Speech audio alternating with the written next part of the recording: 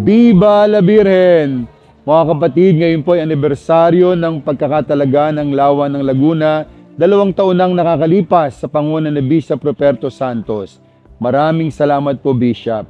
At mga kapatid, sa kasaysayan ng Lawa ng Laguna, ito'y napakayaman sa kalikasan, sa isda, ito'y napakayaman sa lahat ng bagay, at ito'y nagbibigay ng buhay hindi lamang sa mga taga Rizal, pati sa mga taga Laguna at sa nakapaligid na bayan sa lawang ito.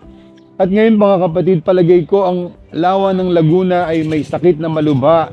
Ito ay parang isang taong nasa ICU na naghihingalo, baka nga patay na. Kailangan po nating kumilos, kailangan po nating magdasal bilang mga katiwala ng ating kalikasan. Sabi ni Pope Francis, ang mundo, ang kalikasan ay ating common home. Kaya pag malasakitan po natin ang Lawa ng Laguna, huwag nating panoorin lamang ang pagkamatay nito, ang pagkasira nito. Sapagkat tandaan natin mga kapatid, kapag ito'y namatay, lahat tayo mamamatay din. Kapag ito'y nasira, lahat tayo masisira din.